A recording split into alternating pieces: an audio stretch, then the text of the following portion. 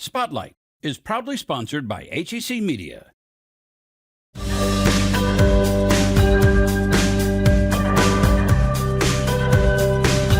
Today on Spotlight, how Mercy hospitals are leaders in stroke care and why they're receiving national recognition.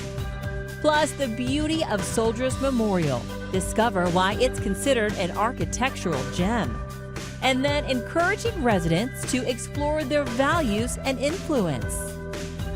But first, how golf is helping veterans in our area. It's Sunday, and you're watching the multiple Emmy Award-winning Spotlight.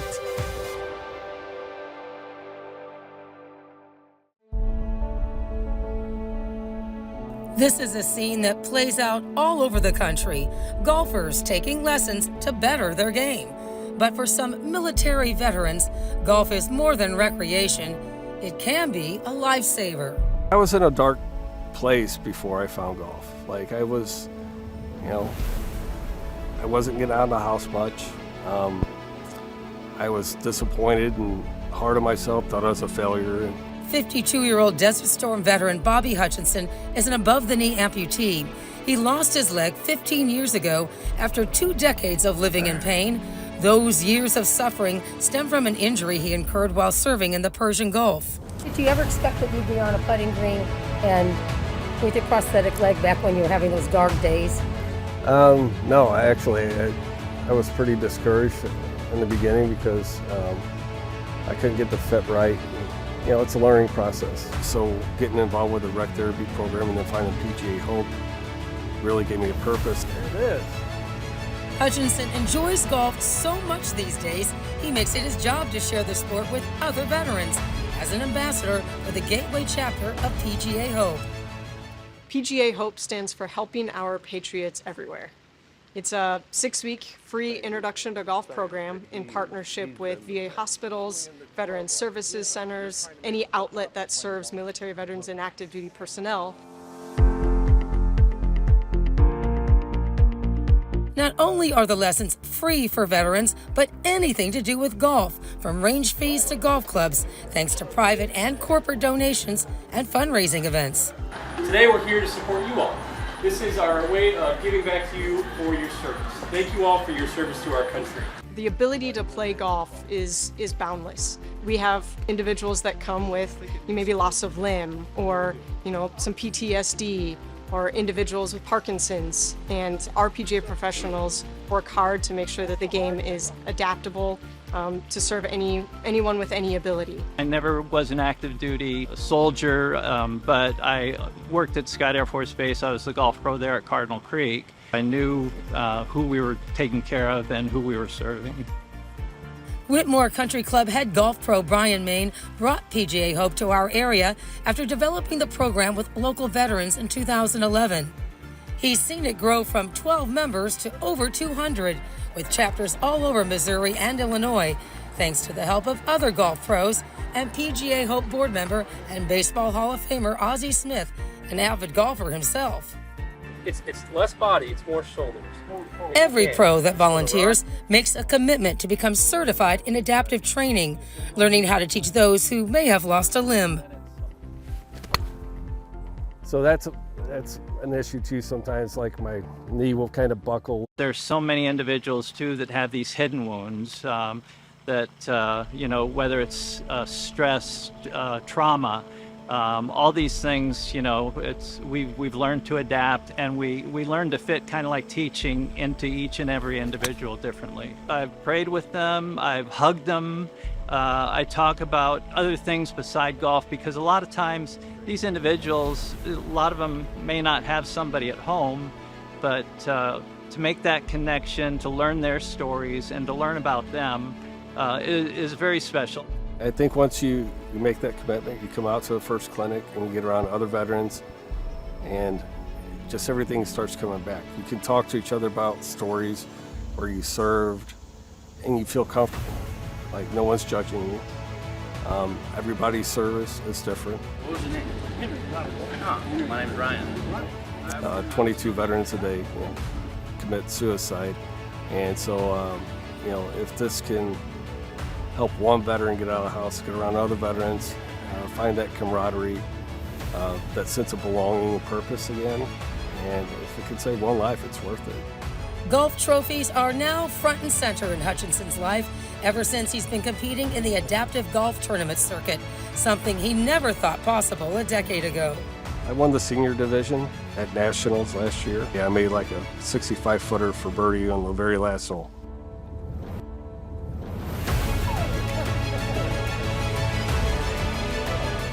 For more information, go to gatewaypga.org. And if you're interested in supporting Gateway PGA Hope, join Ozzy and friends at the 15th Annual Gala at the Ritz-Carlton Sunday, October 6th. For more St. Louis stories, subscribe to the HEC YouTube channel. Connect STL from HEC Media. So my mother came in unresponsive and she had a stroke.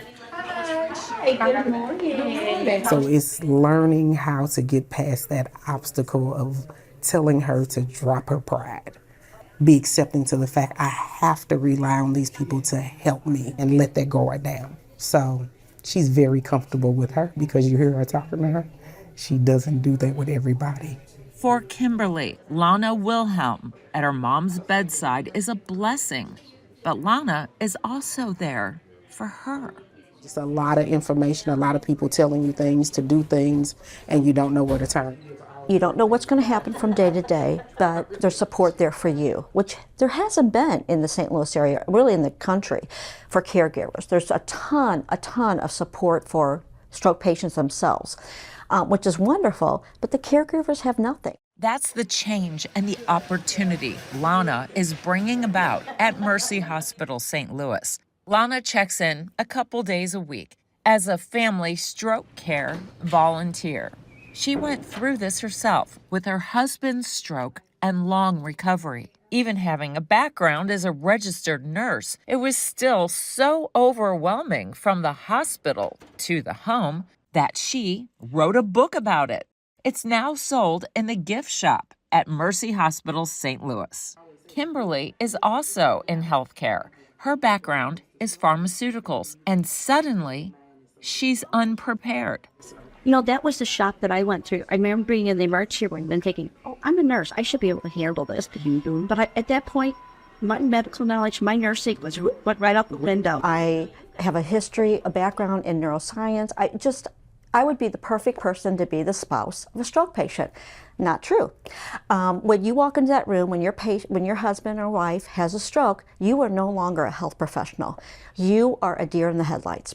This is where the building blocks for success starts. And from ground zero, Mercy is also building success. All 5 Mercy hospitals in the St. Louis region received national recognition for stroke care from the American Heart Association. Elizabeth Shelp is the stroke program manager for Mercy Hospital South. Really being kind of the point person for if we see areas that we can improve. Her role in the St. Louis area is critical because in the U.S., every 40 seconds, someone is having a stroke. Definition of a stroke is that you have lost blood supply to a portion of your brain. So with that comes oxygen and nutrients that your brain tissue needs to function and stay alive. They can get blocked by a blood clot in the artery, and so those are called ischemic strokes. Sometimes people form clots inside of their brain. Sometimes clots are formed elsewhere in the body and then travel to the brain and lodge in that vessel and block the blood flow.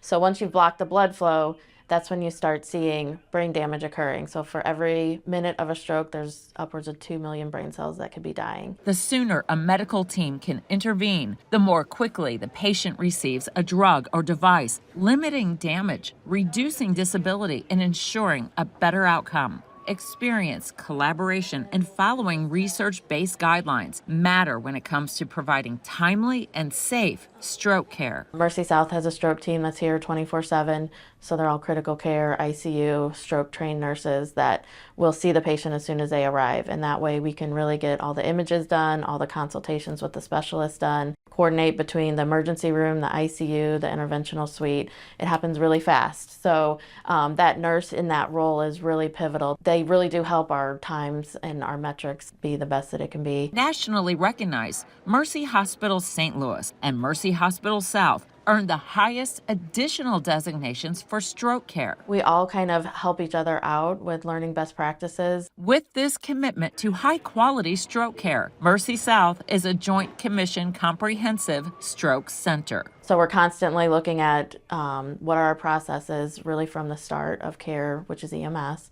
So making sure EMS has all of the newest research, newest guidelines, training, to when they get to the emergency room. You have your acute treatments, and time is brain. So the faster you can get those treatments done, the better likelihood that you have a good outcome. Mercy South and Mercy Hospital St. Louis are Missouri Level 1 stroke centers. And Kimberly says it shows in every aspect of her mom's diagnosis, treatment, and every level of care, including the care Lana provided them. When she walked in that room, you could feel the love and the aura around her. She has that. They are the best-selling authors and all of your favorite genres. For in-depth, one-on-one interviews, go to hecmedia.org. History Spotlight, brought to you by HEC Media and the Missouri Historical Society. Hello, I'm Dr. Jody Sowell, President of the Missouri Historical Society in St. Louis, and this is History Spotlight. Soldiers Memorial Military Museum is a state-of-the-art museum facility in downtown St. Louis that honors military service, veterans, and their families. Mark Sunlove, Director of Soldiers Memorial Military Museum, describes how it is also an architectural gem. Located in the heart of downtown St. Louis is Soldiers Memorial Military Museum. It's a beautiful building. It's a classical strip style with many Art Deco flourishes. These flourishes are both inside and outside of the building. Primarily on the outside of the building, of most significance are 4 statues that were created by Walker Hancock.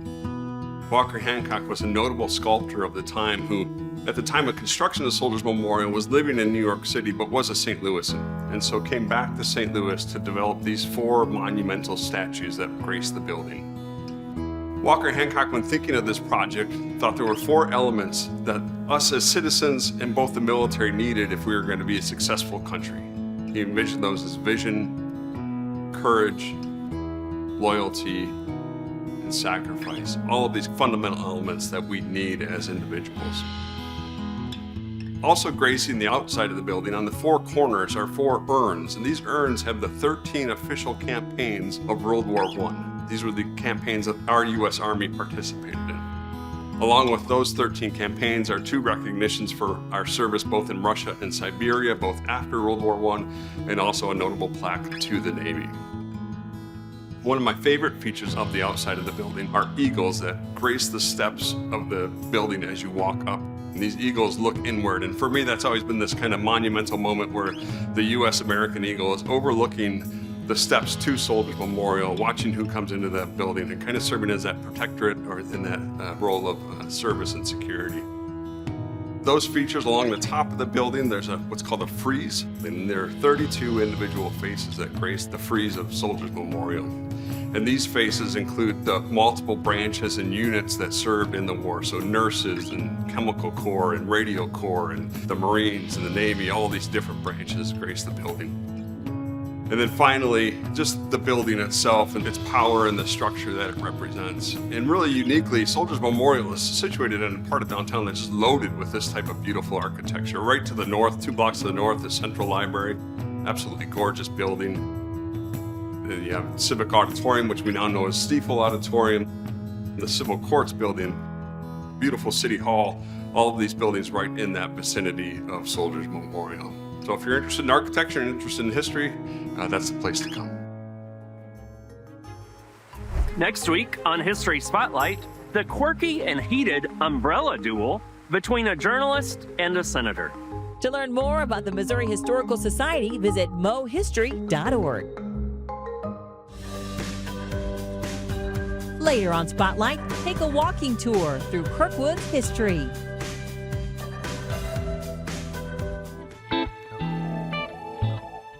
Recently, the Contemporary Art Museum St. Louis hosted a civic engagement activation called Transform Your Hood. This wasn't just an art installation. Transform Your Hood consisted of an interactive message board, a high school poster competition, and a town hall meeting, all with the goal of getting people thinking about how to create change in the local community.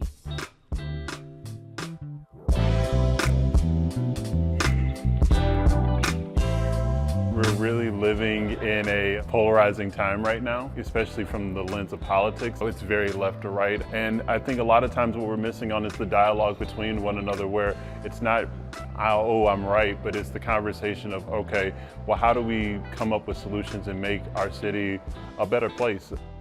Transform Your Hood is an opportunity and a way to make sure that folks recognize, number one, their power in improving their communities, and number two, make sure that we are centering our values, the things that are important to us in improving our communities, and really making sure that we uplift that and highlight that in an action-oriented and encouraging way. Transform Your Hood has kind of three arms. There's this interactive exhibition where you can come and cast a vote for what you value. There's a component where you can make a comment on the comment board. There's a component where students were invited to make a poster in a poster competition. The third component where we're actually bringing people together to celebrate what's been shared and vote on the poster competition for a winner. What's been inspiring is kind of seeing like what everybody's really thinking, right? Like we're all kind of on the same page, which is we want a better city. We want a better neighborhood across the board. We want a better world.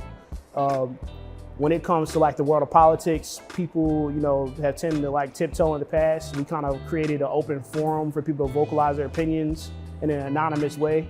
And you can kind of just get your issue off and really talk about what you want to talk about. And you can kind of just talk, We don't have those spaces enough when it comes to things like this. It's really inspiring that we were able to do that, and hopefully we can keep doing it. For people looking to get engaged with the organizers of this event, Transform 314, the Contemporary Art Museum, and Speak Up St. Louis all offer ways to stay tuned in.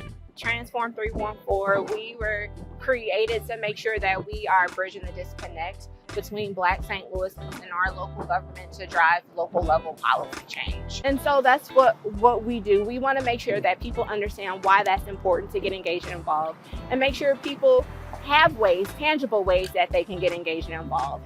So the Contemporary Art Museum St. Louis is a really interesting part of our arts and cultural landscape here in St. Louis. It's a free museum that is non-collecting, and so it's always changing what we're showing in terms of art being made by artists of our time, both from St. Louis and from around the world. This is a place where you can come take art classes, you can come on tours, you can come to see artist talks and our openings. When we come together in creative spaces, even if you don't have a background in art, you can still have a kind of creative or transformative experience. Speak Up St. Louis is a podcast that elevates the diverse, informative voices that make up our city's cultural fabric. Our role within Transform Your Hood was a lot of that, was the understanding of our job is to elevate the voices of the stories here. It is really making sure that we're empowering others to really share their thoughts and really have dialogue and discourse in a place that it's really meant for. The exhibition put the spotlight on affordable housing, education, and improving the streets and mobility in St. Louis.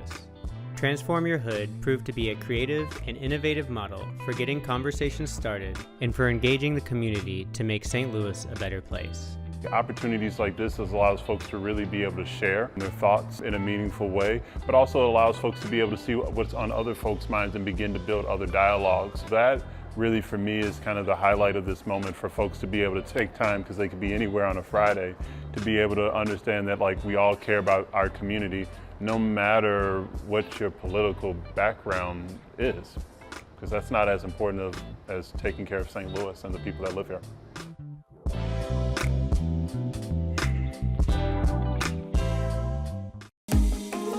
HEC Media. Recognized, celebrated, honored time and again for excellence in the industry. Find all of the award-winning content at hecmedia.org. This year, Siteman Cancer Center will care for 75,000 unique patients. While we care for all these patients, we have been focused on what can we do differently and better. I'm Tim Eberlein, and I'm the director of Siteman Cancer Center. Actually, I'm the founding director. Fast forward now, 25 years later, after the official naming of Siteman Cancer Center by Al and Ruth Siteman, You now have a new ambulatory care cancer building, which we hope will consolidate all of the outpatient cancer services for Siteman Cancer Center. It's time for us to make an even greater impact in the fight against cancer. And this building is the first step in an incredible new direction for us and those who come to us for help. It's a 9-story, 658,000 square foot building. I think it's going to help double down on our second goal of providing the very best patient-centric and supportive care that we can possibly do. In fact, our vision is world-class cancer care, one patient at a time. Cancer took my grandfather, my mother, 8 of her siblings, and several members of my family. And as a result of my family history, I'm at a higher risk for developing cancer at some point in my life. The Siteman Cancer Center is a building of hope. This building will welcome people when they're going through their most challenging times of their lives. They'll be scared for themselves. They'll be scared for their loved ones. And they'll come here and they will feel that hope. It's all about the patients. And a few of our patients will lead us on a tour of this building. I am Melvin Shahid, and I am a prostate cancer survivor, a prostate cancer advocate, and the founder of the Empowerment Network that aids and supports families with prostate cancer. This beautiful building is a beacon of hope that will deliver the access and the victory for this disease. So we have experts in every single kind of cancer, and those experts will be cohabitated so that we will reduce the number of appointments for patients. We will make it more convenient for patients rather than going to different floors and different buildings. The experts come to the patients rather than the patients going to each of the experts as we currently do. This cohabitation will also facilitate placing patients on therapeutic clinical trials. And we get patients from all 50 states in the United States. So as you might imagine, a lot of the patients who come to Siteman Cancer Center have never even been to St. Louis, let alone to our medical center. And I hope patients will recognize we listened to them when we were designing the building. We've designed the building so that there's lots of natural light, and there's 433 garage parking places. There's places for them to do business. There's food service in the building. Most of the patients, probably 80% of them, will never leave one floor. So they will be able to see their experts on one side of the floor. They'll be able to get blood work. They'll be able to get their chemo or immunotherapy infusions all on the same floor. I think that'll be a paradigm shift. What would make it more convenient, what would make it provide more support, and ultimately what would provide more hope and more cures for those patients. HEC Media, bringing you culture and community. Find all of HEC's positive programming and award-winning content at hecmedia.org.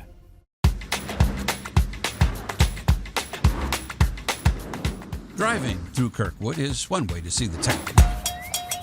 But to really experience how it stacks up with the rest of suburbia, you've got to walk it. I feel like downtown Kirkwood is a really exceptional example of walkability. And Kathy Schrank should know. She's an author who specializes in books about exploring the outdoors, especially on foot. So when St. Louis-based Reedy Press was looking for someone to create a book of walking tours around Kirkwood, Kathy Schrank's experience gave her a leg up. The research was pretty easy, literally right out my front door. Schrank moved to Kirkwood with her family 10 years ago, but her knowledge of the city was limited to its most obvious landmarks. Now her book, Kirkwood, A Walk Through History, offers visitors 6 guided strolls past less obvious points of interest, including her own neighborhood. where Kirkwood began. The Argonne Historic District is some of the oldest houses in the town, some of them that were built by the original founders of Kirkwood. And because those founders had ties to the railroad, they built those houses on large plots of land close to what would become Kirkwood's best-known landmark, the train station. It's even featured on the city's seal. But the downtown Kirkwood train station was not the only one in town. Walk number 6 is a tour of an area at the west end of Kirkwood known as Merrimack Highlands, which was originally a resort community with its own railroad depot. Frisco Station was where people would get off the train to come to Merrimack Highlands, and so that became a private residence. And it kind of fell into disrepair, and then it was revitalized, and then it's changed hands recently, but it's been a private home for quite a while and is really beautiful. Not all the walking tours feature such glamorous history. Meacham Park is an historically African-American neighborhood annexed by Kirkwood in the 1990s. Most of its oldest buildings are gone, and some of the neighborhood has been lost to redevelopment. But Meacham Park still exists and still has a story to tell.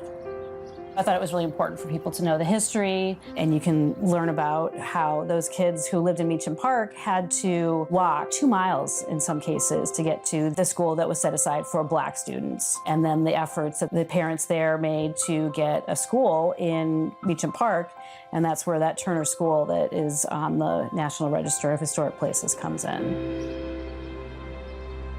Another neighborhood featured in the tour of the East Monroe Historic District is known informally as the Bohemian Enclave, with its signature feature, the Topsy-Turvy House.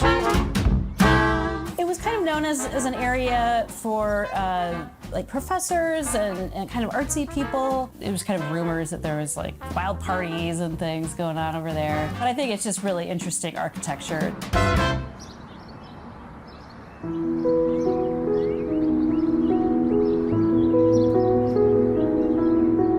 Some of the other places featured in the book are still around, much as they were.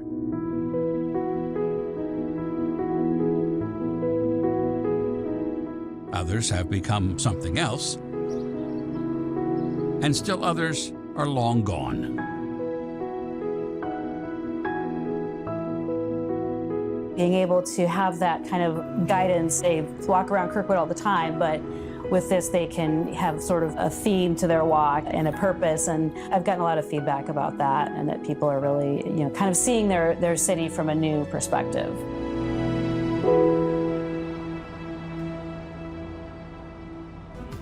Next week, a pair making local theater and performance accessible by creating a community space. Plus, how the California School for the Deaf became an extraordinary football team and brotherhood. Thanks for watching Spotlight. Join us next Sunday at 9:30 a.m. on KPLR 11.